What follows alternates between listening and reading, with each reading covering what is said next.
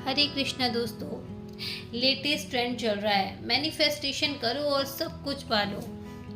लेकिन क्या किसी को रियल में पता है कि मैनिफेस्टेशन क्या होता है?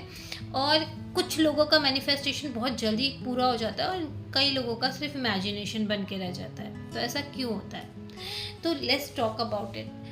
देखो, बहुत सारे लोग मैनिफेस्टेशन की बहुत सारी विधियां बताते हैं। कोई 369 बताता है, कोई कहता है विजन बोर्ड बनाओ, कोई कहता है कि आप अफर्मेशंस लिखो, माइंड में उसको बार बार पढ़ो, दिस इज़ मैनिफेस्टेशन। तो let me tell you one thing, अगर ऐसा होता तो सारे लोग सक्सेसफुल होते, सारे लोग अमीर होते, सारे लोग, हमारा इंडिया जो होता है वो पॉवर्टी क्या, हमारा सबसे बड़ा ही कुछ इकनॉमी बन गया होता।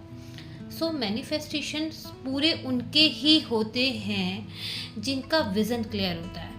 सबसे पहला पॉइंट कि जिनका विज़न क्लियर है उनके मैनिफेस्टेशन पूरे होते हैं। और दूसरी बात, जो उस तरफ अपने कदम भी बढ़ाते हैं।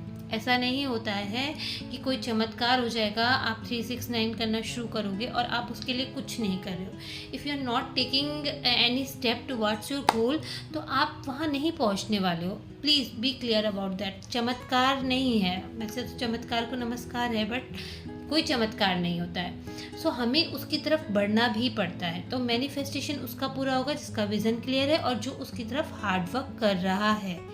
और दूसरी बात, मेरे लिए मैनिफेस्टेशन यूनिवर्स से प्रार्थना करना है। तो अगर मैं ये मानती हूँ कि इस यूनिवर्स के कण कण में श्री कृष्ण हैं और ये सारी यूनिवर्स उन्हीं की है, तो उन्हीं से प्रार्थना करना है बेसिकली। तो मैं मैनिफेस्टेशन को भगवान की प्रार्थना के रूप में ही मानती हूँ। भगवान ने हमेशा कहा है कि मुझसे प्रार्थना करो, अगर तुम्हारे लिए वो वैलिड होगा तो मैं तुम्हें दूंगा। हमेशा हमें ना हमारी प्रार्थनाओं के बाद भगवान को या यूनिवर्स को ये छूट भी देनी चाहिए कि if it is good for me then please give it to me. और अगर ये मेरे लिए अच्छा नहीं है, बिकॉज हमें हर चीज़ नहीं पता है, हम कितनी लाइफ जी कर आए हैं, कितने कर्म करके आए हैं, कितने प्रारब्ध अपने साथ में लेके आए हैं, वी हैव नो आइडिया।